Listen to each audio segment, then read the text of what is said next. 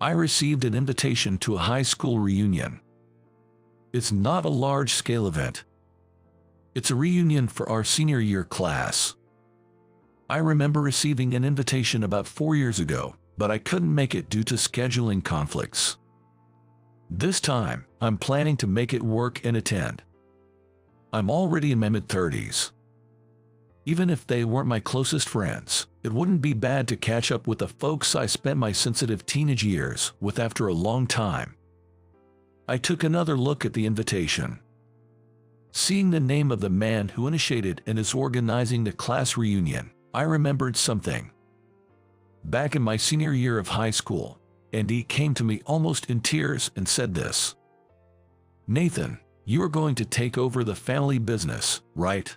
"I don't want to." His family ran a church, and his father was a pastor. He was crying back then in our senior year, saying he didn't want to become a pastor. But it seems he ended up taking over the church after all. He must have become a respectable pastor after taking over from his father. Now I have one more reason to look forward to the reunion. Since I've already gone into detail, I might as well mention that I too took over my father's work. My dad is a family doctor. It's the so-called family doctor or town doctor. It's been almost 5 years since I joined my father's practice after working at a university hospital. My father is still actively continuing as the head of the practice. Old-time patients have always referred to my father as Dr. Senior Thompson and to me as Dr. Junior Thompson. About 30 people attended the reunion. Some had changed so much that I couldn't immediately recognize them, while others looked just as they did back in the day. Among them, Elizabeth caught my eye.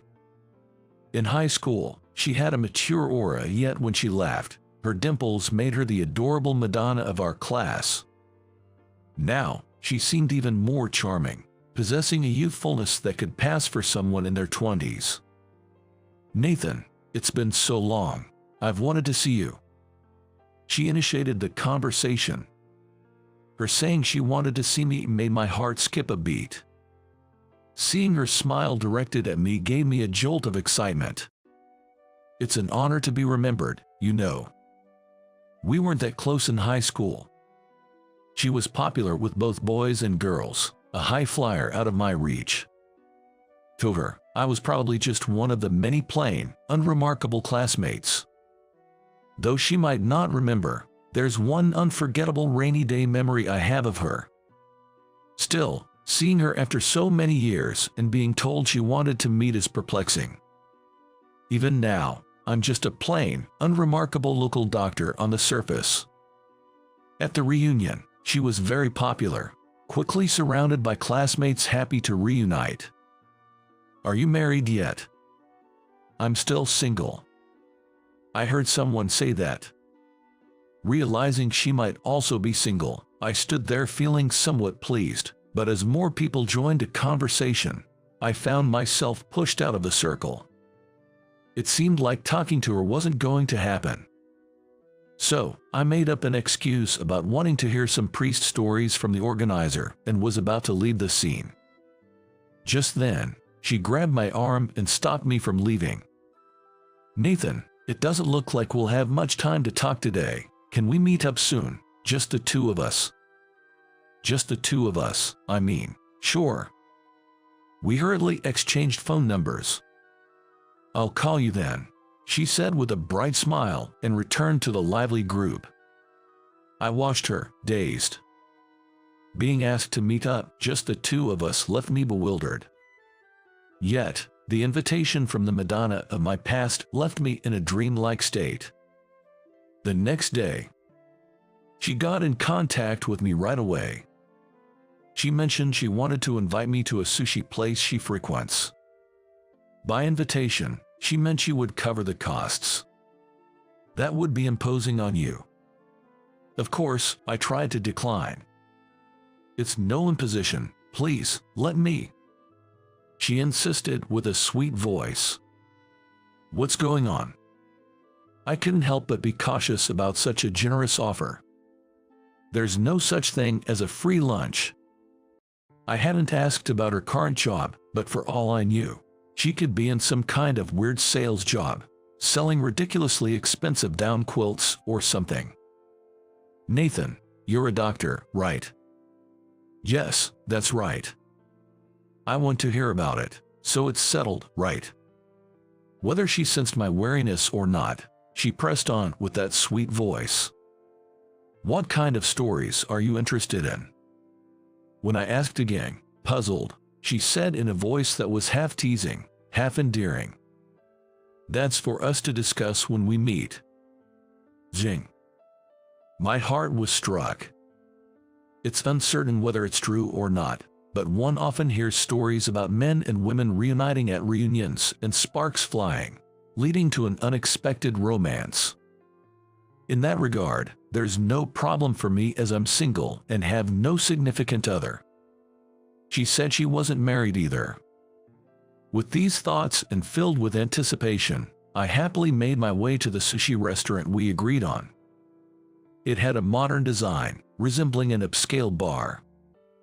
Upon giving my name, I was escorted to a private room. She was already there, waiting for me. "Thank you for coming all this way today," she said, formally greeting me. Something about her demeanor felt off. "You must be busy, being a doctor and all." "Well, somewhat, yeah." She watched me sit down with a smile on her face. But her smile seemed more like a professional courtesy, somewhat distant. "Something feels off," I thought to myself. She rapidly fired questions at me, feeling increasingly uneasy about the clinic hours, days off, and my usual routine, among other daily activities. Indeed, she had mentioned over the phone that she wanted to hear about my life as a doctor. It didn't seem like she was trying to sell me a luxury down quilts, but still. "What's this about? Are you researching the lifestyle of a town doctor like me?" When I couldn't hold back and asked, she seemed to freeze up, tensing all over. "Is something wrong?" As I spoke, she slapped her forehead with the palm of her right hand. Then, she hastily pulled a business card from her bag, readjusted herself in her seat with a rustle, and presented the card to me with both hands. "I'm so sorry. I mistakenly thought I had already introduced myself at the reunion." I took her business card and glanced at it. She was a talent manager at an entertainment agency. She explained the situation with an apologetic tone. She managed a male talent in his late 20s. "He's got good looks and a nice personality. Kind of reminds me of you, Nathan." She flattered me as she began her story. The male talent wanted to focus mainly on acting in the entertainment industry. However, he had not been fortunate with the roles he received and had been somewhat lacking as an actor. Then, suddenly, he landed a leading role in a television drama. The role is of a young, handsome town doctor. That's why you were the first person who came to my mind. More compliment. In short, she wanted to conduct research for the talent's role preparation, and just then, the invitation to our class reunion arrived. As soon as she saw me, she blurted out how she wanted to meet me. Unbeknownst to me, I got carried away on my own. This was the gist of her story, but her flattery felt like a sales pitch at times. However, I figured she was just trying not to upset me and let it slide. After all, she was just doing her job by approaching me. It was foolish of me to harbor any faint hopes. As I listened to her story, a question formed in my mind. It was about the TV drama where the talent she manages was cast in a leading role. Could it be? I'm so bad at this. I acted as if I had already told you about this and ended up asking all those impolite questions up front. After she finished explaining, she lightly tapped her head. Watching her do that, I found her slightly clumsy side rather endearing. And so, I decided to clarify my suspicion about the TV drama she mentioned her talent was starring in. "So, what's this TV drama about?" I asked casually, and she replied, "It's a late-night series. Kind of a lighthearted mystery, I guess. Each episode is self-contained, spanning across 8 episodes in total. Each one lasts for 45 minutes. Each episode involved the young town doctor protagonist uncovering the mystery behind incidents occurring at a certain high school. There was no longer any doubt in my mind. There's an original work for it, right? I pretended to ask innocently. Yes, there is. It's a light novel genre. I wouldn't expect you to know about it, Nathan, since it's probably not your thing. If it was a light novel, then it was almost certainly the one I wrote. It turned out just as I had expected. I couldn't help but let a smile slip out. Then she took the original book out of her bag and held it up to me, saying, "The author, you see, has just recently made their debut." This newcomer novelist, who burst onto the light novel scene like a comet, was shrouded in mystery, with no public photos, age, or even gender disclosed. But I knew the true identity. It was me, inheriting my father's practice and working as a town doctor. The job of a doctor often involves long hours. Holidays are few and far between. Even outside of working hours, I can't relax because I might have to respond to emergencies or sudden changes in a patient's condition. There are also conferences and study groups to attend. But even doctors are human. Everyone is different. Some drink, some go out at night. In my case, my hobby during breaks was primarily munching on snack foods while reading. And it was always mystery novels. Being a private practitioner, as opposed to a hospital doctor, does allow for some flexibility in setting my own hours and taking days off, somewhat easing the long hours. Especially in my case, having my father around gave me significantly more free time than when I was working in a hospital. It was right after I switched from being a hospital doctor to join my father's clinic. I happened to read a mystery novel set in a medical environment. However, its plot was so far-fetched that I stopped reading midway. At the same time, I thought to myself, if something like this can be published, then I can write one too. The publisher of that book was holding a competition to discover new authors. With my newfound free time, I decided to take on the challenge of writing a mystery novel featuring a town doctor as the detective. I submitted my finished work to the competition. It didn't even get selected. However, later on, one of the judges from that competition, an editor, reached out to me. They said my writing and story structure needed work, but the medical aspects were realistic and good. They also found the setting of the main character as a town doctor interesting. Given that, I was invited by the editor to try my hand at a light novel he was planning. The idea was to use the town doctor from a story I had written as the detective in a high school mystery he was devising. The plan was to publish one story in a monthly magazine to gauge reader response, so over 6 months, I completed a work of about 80,000 words. This story was well received when published in the magazine, leading to a series and eventually a book publication. And now, that book was being turned into a TV drama. The show is a comedy with no gruesome incidents, where the recurring highlight is the protagonist, a town doctor, dramatically revealing a culprit with a "was you" moment. However, this is always interrupted by a call from an elderly patient, a childhood friend, asking for help with her unending diarrhea. As I absent-mindedly reflected on how I ended up juggling roles as both a town doctor and a novelist, she said, "That's why I'd like to hear more stories from you." "Sure, I can't promise I'll be of much help, though," I answered, pretending to be unaware. Maybe this was the moment to reveal that I was the mystery author behind the drama. However, I had kept the identity of the author hidden from the public and had missed the timing to reveal it in the conversation. Moreover, compared to the renowned author Mr. Thompson, she should find it easier to reach out to the town doctor, who was her high school classmate. Who knows, with these meetings, trust might grow and turn into something more, right? I calmed my racing heart. I'm a doctor, after all. It's not uncommon for novels and comics to be adapted into movies or TV shows. Of course, the author's consent is necessary for such adaptations. The publishing company approached me about the drama adaptation. I was also shown a project proposal for the drama.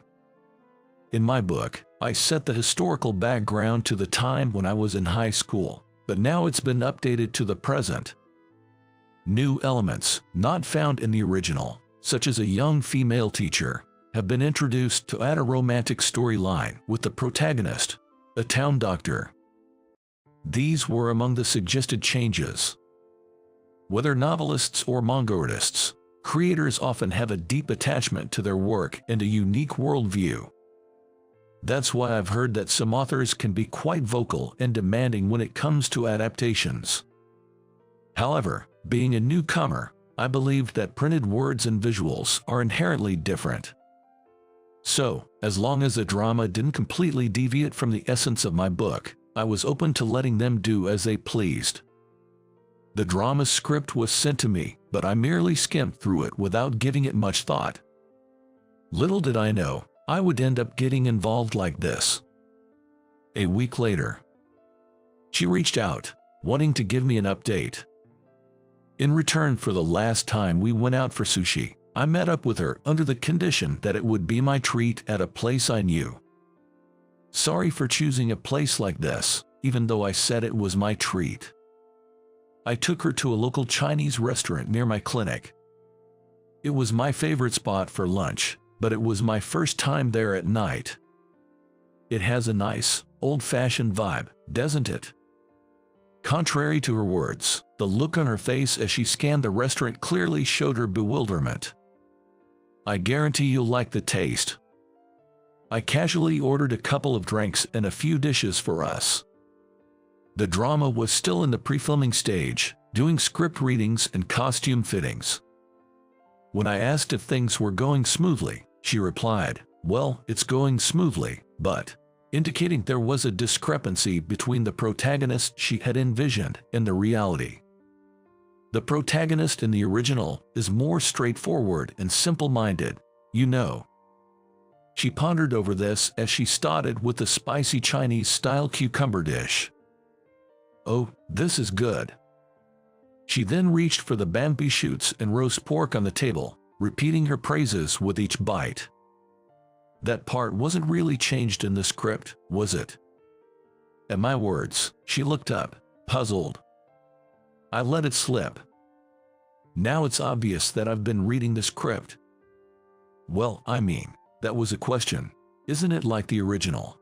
Well, yes, but whether it was the talent she managed not getting the character right, or the director's guidance, she was clearly not satisfied.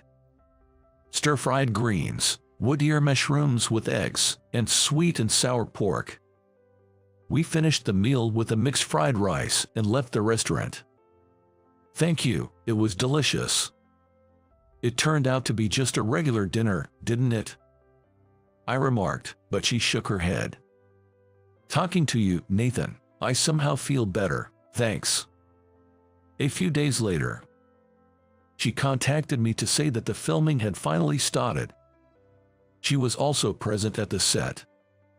Though it was just the beginning and the final product was uncertain, she sighed, feeling that it still differed from her vision. But isn't it common for the protagonist to differ from the original in adaptations? While I'm not much of a drama buff, I am aware that it's not unusual for people to criticize casting decisions as being unsuitable or miscast. It's not just the protagonist, it's the overall tone. I wish it had more of the nostalgic feel like in the original. Her mention of nostalgic took me by surprise. I hadn't intended to infuse my book with nostalgia. However, I did reminisce about my high school days while writing. Perhaps she, having spent the same years at the same school, felt a connection and sensed nostalgia. But the setting of the drama is in the present, after all. Yeah, that's true, But how did you know? Once again, I had let something slip. It's just that I heard it from you. I blurted out an excuse in my panic. She asked back, did I tell you that? I lied, yes, I heard about it. That day, my clinic was closed. It had been raining since morning, and I had been cooped up in my room at home, doing some research. She contacted me around noon, saying that the outdoor shooting was canceled due to the rain, and she had some free time. So she suggested we have lunch together. How about that Chinese restaurant we went to last time? I had been there for lunch the day before, but I agreed and we met up at the restaurant. We bumped into each other in front of the restaurant by chance. We shook off the raindrops from our umbrellas at the entrance and then went inside to place them in the umbrella stand. After we ordered and were seated across from each other, she took a book out of her bag. It was the book I wrote. This is the original book for the drama, but I decided to reread it from the beginning. She said, showing me the cover of the book, "Aren't you in the middle of shooting? Shouldn't you be reading the script rather than the original book?" I picked up mighty. That's true, but I noticed something interesting. She leaned in, her eyes sparkling with excitement. And then she said, "It's similar, just like our high school days." I'd almost choked on the tea I was drinking. The description of the high school in the book, from the main gate to the school building connected by a gently curving uphill path, with holly bushes planted on one side and 2 tennis courts on the other, as well as the layout of the school buildings and the bicycle parking area, was exactly like our alma mater. Aren't most school layouts somewhat similar? I replied, trying to maintain my composure despite my inner panic. There's more. She went on to say with certainty that certain characters in the story resembled our classmates, and in another episode, there were characters similar to other people we knew.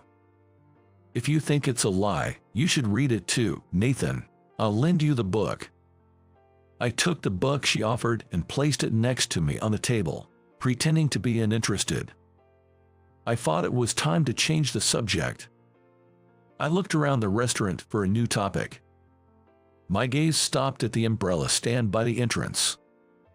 I had a bad feeling. And that feeling turned out to be right. In episode 6, there's an umbrella theft incident. She didn't need to tell me. I was the one who wrote it. I remember it clearly. On a rainy day, an umbrella is stolen from the stand at the entrance of the school building. The umbrella belonged to the class's idol. The town doctor detective takes on the case, identifying 3 suspects. Mala student A, who had a secret crush on the girl and wanted an excuse to be close to her. Female student B, who was jealous of the popular girl and looking for an opportunity to harass her. Mala student C, who had previously been a victim of a similar crime and wanted to take revenge by stealing umbrellas indiscriminately. The protagonist, a detective and town doctor, had been lying in wait near the umbrella stand before it was even known that an umbrella had been stolen. He approached a female student, asking, "Was your umbrella stolen?" and cleverly deduced that male student A, who had walked her home under a shared umbrella, was the thief. The boy's motive was just to share an umbrella with the girl he liked, even if it was just once. I was amazed at how such a story could be dramatized, as she mentioned, "Don't you remember, Nathan?" Her expression was different than before, somewhat innocently cheerful. Back in high school, it wasn't that my umbrella was stolen, I just forgot to bring one despite the evening rain forecast. I thought she wouldn't remember, but she did recall that rainy day, unforgettable to me. I got held up doing something and ended up staying late. By then, everyone else from class had gone home, and it just so happened that only you were still around. I had fallen asleep in the library. When I woke up and went downstairs to leave, I found her stranded, unable to go home, staring at the pouring rain. I took my umbrella from the stand and offered to share it with her, who seemed at a loss. "Is it okay?" she asked. And so, she and I shared an umbrella. Of course, the situation is entirely different from this book, but the description of the two of us sharing an umbrella, she said, peeking into my face. With a faint smile, she seemed to say with her eyes that she saw right through me. I admitted defeat. I give up. Yes, it's me. I'm indeed the author behind this book. I knew it. From that day on, we stayed in touch frequently, regardless of her work, and found time to meet whenever we could. You often hear stories about men and women reuniting at reunions and suddenly falling into a forbidden love. I always wondered if those stories were true or not, but it seems they might not be entirely unfounded. Though, in our case, it wasn't a forbidden but a rightful love. We need to buy a bigger one, don't we? I said, pulling her closer by the shoulder. This umbrella was too small for the two of us to fit under. I'll go talk to my brother, so you go buy me a coffee in the meantime. Understood. A man named Gary, who was in the midst of an affair with my wife Nancy at our house, claimed he was a mafia. I was taken to Gary's gang and, as ordered by Gary, I ran to buy coffee. However, as soon as I handed over the coffee, Gary's face twisted in anger. "You think you can get into our gang with this cheap coffee? Don't underestimate the Hawthorne gang, old man." I'm sorry. As I apologized, Gary threw it at me. Hearing Gary's loud voice, the gang members came out to see what was happening. As soon as they saw my face, they turned pale and started apologizing to me. "I'm really sorry, big brother. Our idiot has made a terrible mistake." Gary and Nancy were dumbfounded by the situation, not understanding what was happening. The executive stared sharply at Gary, who was dumbfounded, and began to explain. "My name is Tom. I'm a 43-year-old man who runs a restaurant. Though, my life might not have been called normal up until now.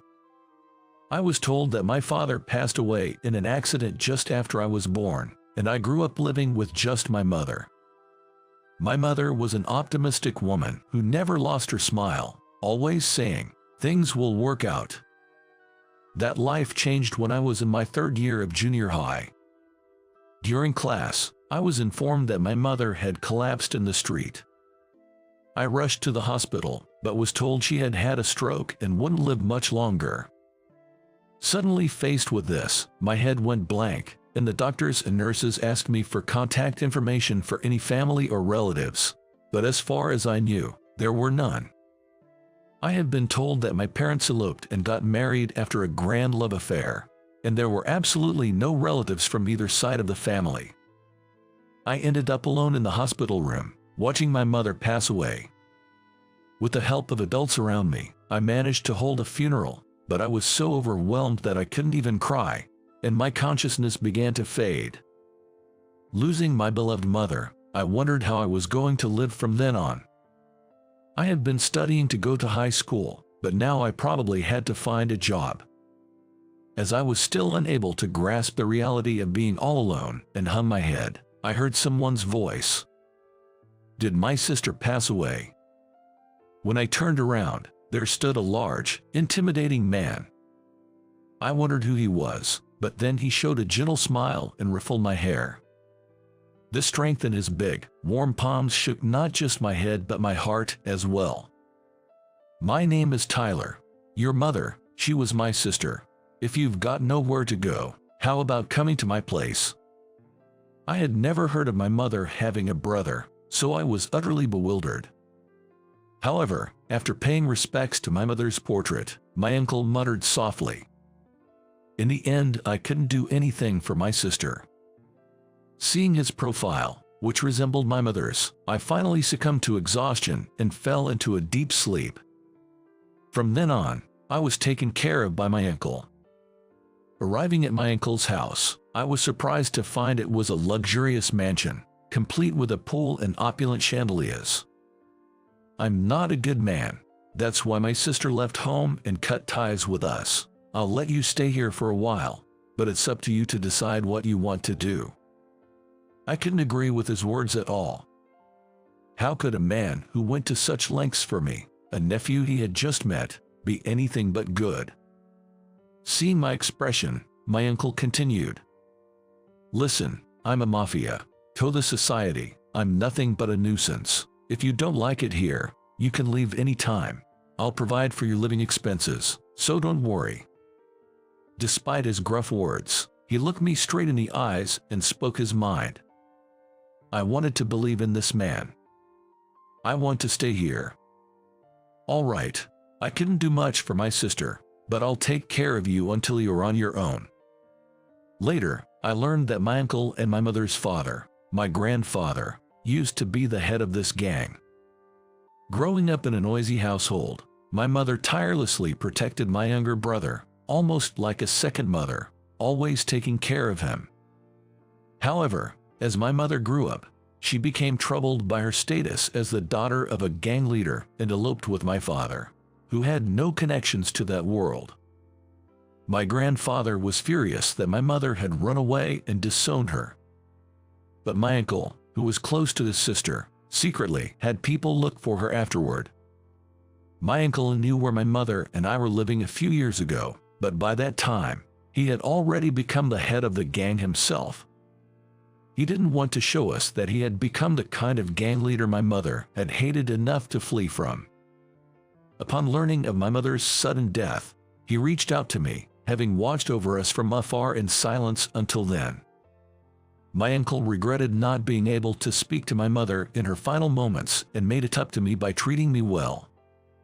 In return, I took good care of my uncle's son, Tony, who was 10 years younger than me and became like a cousin to me, and I chose to live in the world of the mafia. Tony grew very attached to me and looked up to me as if I were his real brother. However, one day, 10 years after living with my uncle, a conflict arose between the gangs, and as I was out with my uncle, mafia from a rival gang chased after us. While protecting my uncle, I was cornered on the edge of a cliff about 3 meters high. To protect my uncle from the men about to attack us, I instinctively jumped off the cliff holding him. I felt severe pain in my legs the moment we landed, but from the top of the cliff, only the surprised and fearful faces of our pursuers peeked down, and they did not follow us. Thus, I saved my uncle from danger, but my legs suffered critical injuries. Since my uncle is a mafia, we couldn't go to a regular hospital for treatment. "I'm sorry. It's my fault." "It's not your fault, Uncle. I'm just glad you're safe." In the end, I was left with after effects, and my legs no longer functioned properly. I have no trouble walking slowly, but standing for long periods or moving over long distances is challenging. Afterward, my uncle entrusted me with a restaurant under the gang's control, saying, "Perhaps my sister was right after all. Tom, from now on, live quietly away from us." Thus, I immersed myself in managing the restaurant, eventually expanding to several outlets. Before I knew it, about 20 years had passed, and I was leading a peaceful life. An incident disrupted my peaceful life. It all started when my wife brought a mafia member into our home. My wife Nancy is 8 years younger than me and was a regular customer who came to my restaurant every day for lunch. Given my leg condition, the restaurant was renovated to be barrier-free, eliminating steps at the entrance and inside. Nancy's first visit was when she was injured, and she was moved by the thoughtful design throughout the restaurant, becoming a fan of our place. Since then, even after her leg healed, Nancy continued to come for meals every day. Naturally, Nancy and I started talking, and I was gradually drawn to her bright and kind personality. Realizing Nancy felt the same way, we dated for 2 years before getting married. I did inform my uncle, but he only said, "As long as Tom is happy, that's all that matters." I wonder if, in my uncle's eyes, I no longer exist since I left the house. Honestly, it feels lonely. but I also thought it was time to stop relying on my uncle and start living on my own. I never told Nancy about my upbringing or past. So, I thought we would continue to live a life unrelated to the gang. With that in mind, our peaceful days passed by leisurely. Then, one day, an unexpected person visited my restaurant. "You look well, Tony. It's been a while."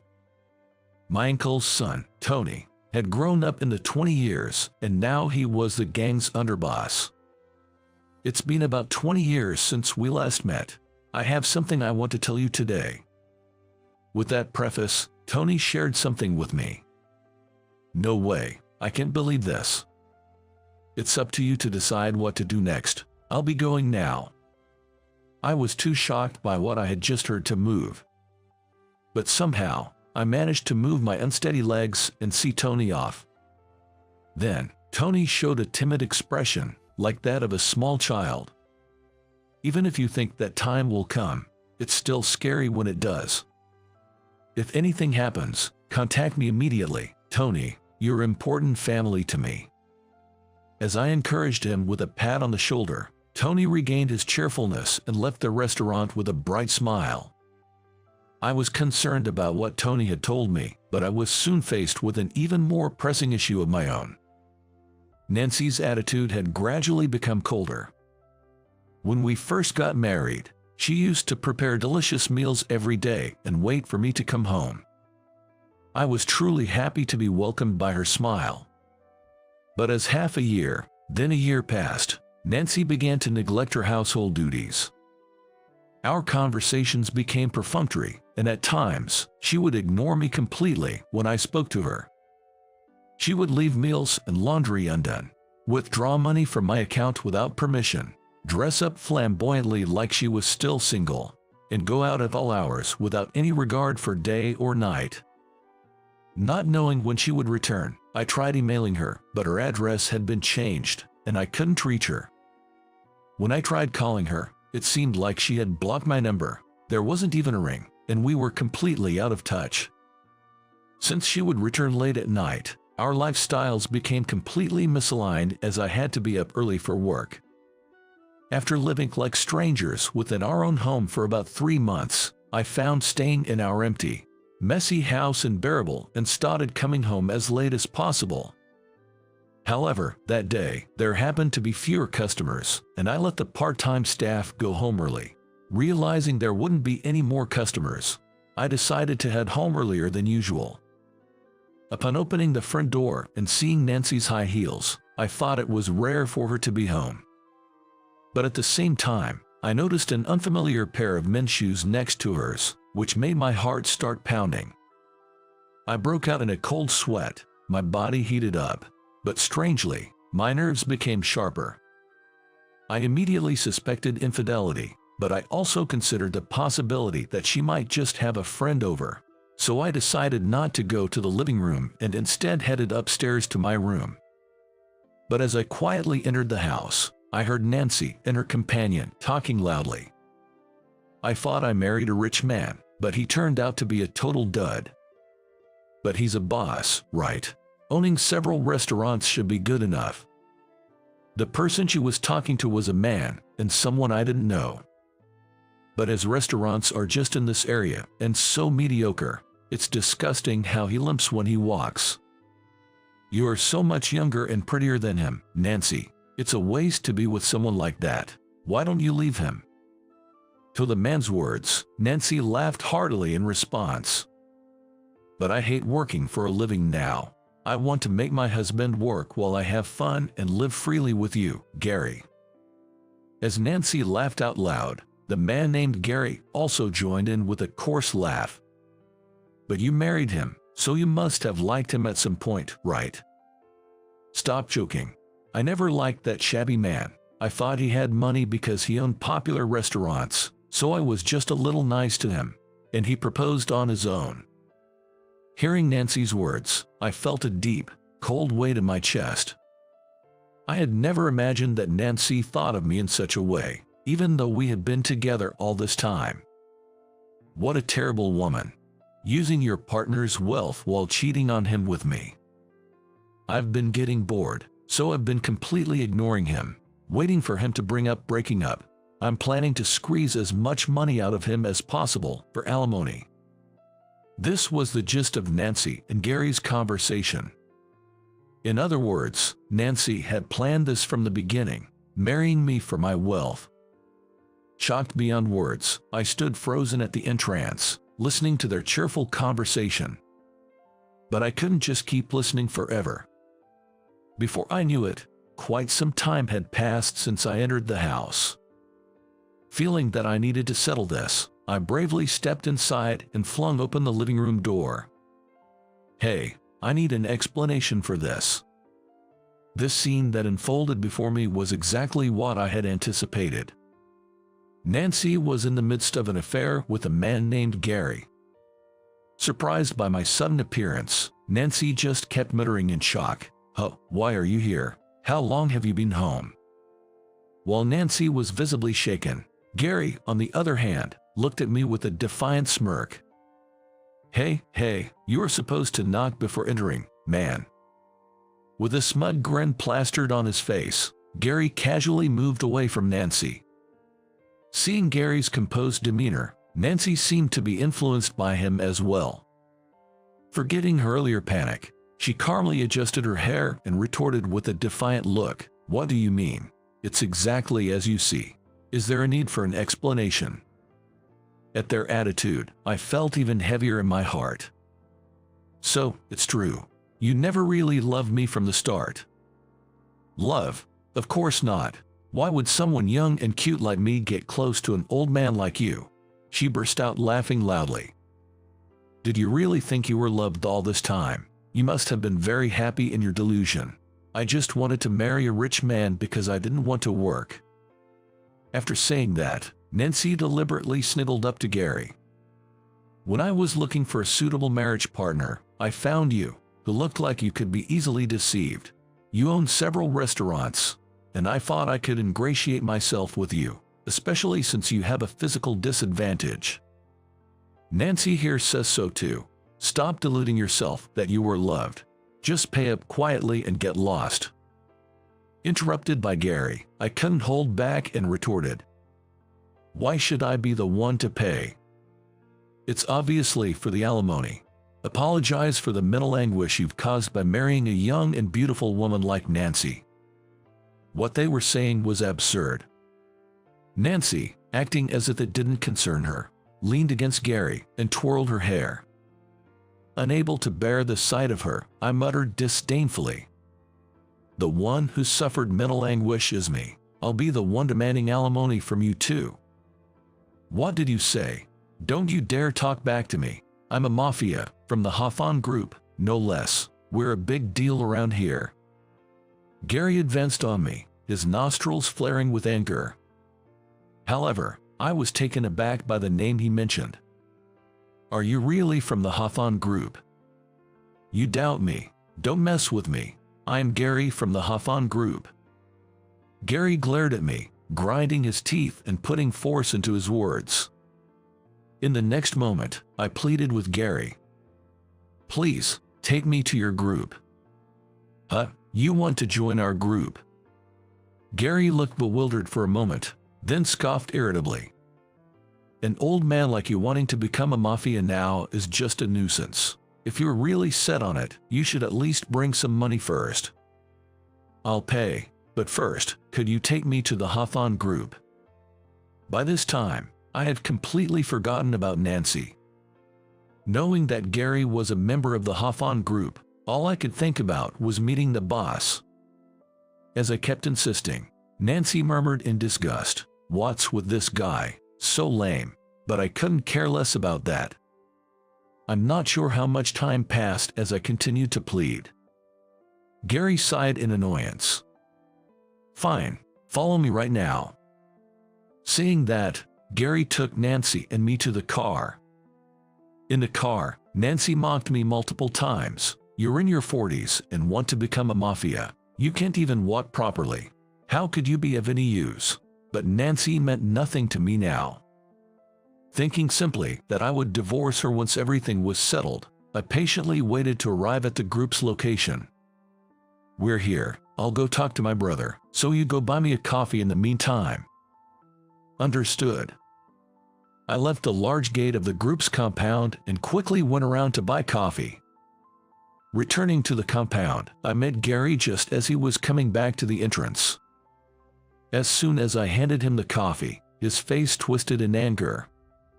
"With this cheap coffee, you think you can join the group? Old man, don't underestimate the Hawthorne group." I'm sorry." As I apologized, Gary threw it at me. Then, perhaps hearing Gary's loud voice, other members of the group came out to see what was happening. "Hey Gary, what's all this commotion? This old man says he wants to join a group now, but he can't even buy a proper coffee, so I was just setting him straight." Hearing Gary's words, the member frowned slightly and looked at me. "You didn't have to make such a fuss. Have I seen you somewhere before?" The member who was scolding Gary peered into my face and started to ponder. Who could it be? Suddenly, the member shouted and turned pale, rushing back inside. He quickly returned, bringing with him a group of executives. They were all tough-looking men, and Nancy, as well as Gary, turned pale, wondering what was happening. "Gentlemen, what brings you all here together? How did you come to meet him?" With that shout, one of the executives grabbed Gary. The other executives turned pale and began to apologize to me. "We're terribly sorry, Big Brother Tom. Our idiot has caused you a great disrespect." "No, it's okay." Seeing me speak to the executives as equals, Gary turned red and started to rant. "It was this old man who asked me. He wanted to join a group, so I just brought him here. This man here, he's a legendary mafia.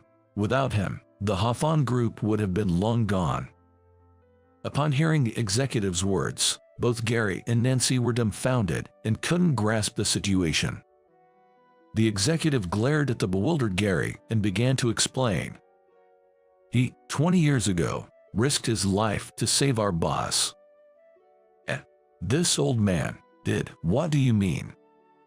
Finally changing his attitude towards me, I took the opportunity to explain further to Gary. "This is the home I grew up in. I used to be a mafia too. We became mafia after he had already left this house. It's an honor to see your face again after such a long time." The executive then spoke in a lowered voice. "Did you come today to meet the boss, by any chance?" "Yeah, Tony came to see me the other day and explained the situation, but my uncle didn't seem willing to let me in here, so I was in trouble. In fact, I had found out that my uncle had a heart condition and was given only 6 months to live. He was advised to undergo surgery, but the success rate was only 40%. Tony had told me this, and I wanted to see my uncle right away. But Tony shook his head and said that my uncle wanted me to grasp a normal happiness and never to re-enter the mafia life. My father always regretted what happened to you, Tom. He felt sorry and wanted you to live a happy life. Given this background, even if I had approached the group directly, I probably wouldn't have been allowed in due to my uncle's instructions."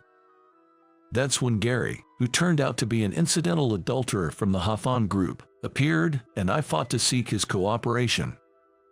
Upon learning everything, Gary trembled and began to apologize. "I'm so sorry. I had no idea about any of this. Please forgive me." His repeated apologies, so loud they might have grated the ground, seemed to annoy someone because more people came out from the back. It was Tony, the underboss himself. Seeing me, Tony's eyes widened in surprise. "Big Brother Tom, how did you get in here?" "By chance, I found someone willing to help." As the executives explained the situation to Tony, he raised his eyebrows in surprise. Big Brother Tom got cheated on, Well, guess this is my limit as a man." Tony frowned even more at my nonchalant laugh. "That's nonsense. There's no one more manly than you, Big Brother Tom. So, what will you do about that man? Before I could answer, one of the executives stepped forward. There's no need to bother the underboss with this. Gary will be expelled. He's tarnished the group's name, and he'll have to take full responsibility.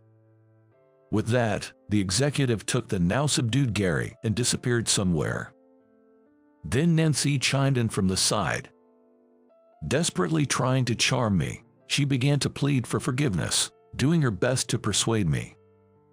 I have nothing to do with this, right? It was just an affair, wasn't it? Affairs are unacceptable, mafia or not. Nancy shrank back at Tony's vehement anger, which caused a vein to bulge on his forehead. That's when I stepped forward, restraining Tony, and faced Nancy. If it was just an affair, maybe I would share some of the blame, but you've been scheming from before we even got married, haven't you? That is.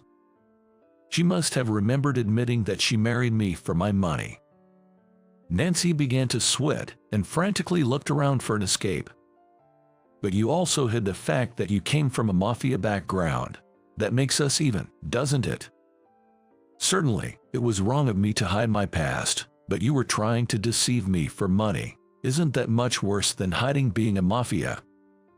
At my words, Nancy just hung her head and started to cry quietly, unable to respond. That's when Tony stepped in.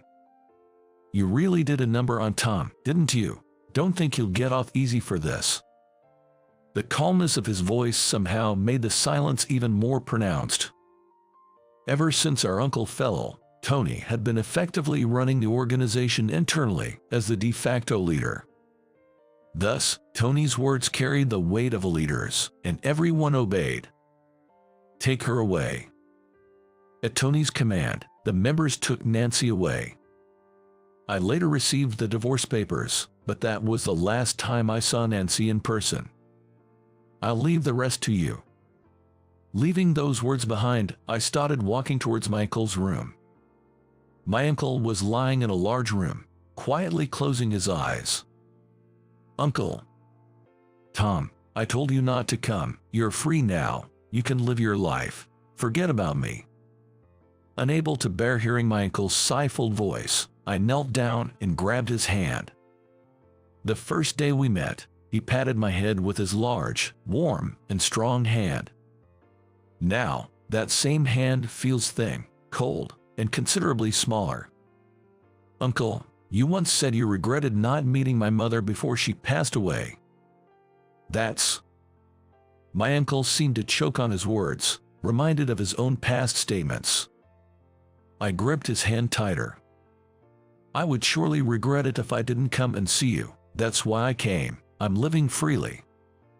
You got me there. My uncle replied with a hearty laugh. And so, I decided to stay by my uncle's side, from his hospitalization through to surgery. On the day of the surgery, Tony and I went to encourage him, and the surgery was a success. Now, he's slowly regaining his lost strength and spending his days peacefully.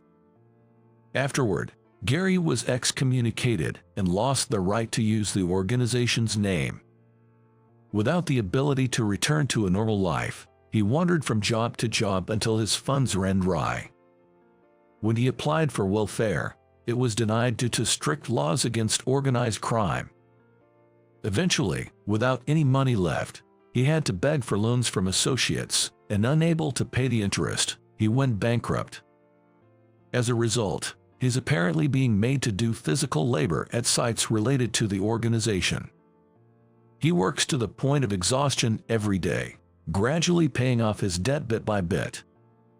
As for Nancy, it seems she was forced to work in a nightclub. Due to embezzlement from her affairs and the substantial debt she accrued for my alimony, she reportedly works tirelessly from morning till night without a day off, serving customers. Because of the exhaustion, she aged rapidly. Still in her 30s, she looks almost 50. Once her appearance deteriorated, she was relegated to cleaning, being worked to the bone. As for me, my uncle was finally discharged from the hospital, and we held a celebration at the organization. Having been away for 20 years, I could see how much my uncle had aged, and it brought a lump to my throat. "Thank you for saving me. I'm truly grateful you took me in that day." Expressing my sincere gratitude, my uncle just nodded deeply without saying a word. He decided to pass the leadership to Tony, and he retired. For his retirement, he chose to help out at the restaurant I run. He always had a passion for coffee, and now he serves as a taciturn barista, offering delicious coffee to our customers. Sometimes, Tony visits the shop between his duties, and we compare coffees, enjoying satisfying moments. I plan to continue repaying the kindness my uncle showed me in the past and live peacefully.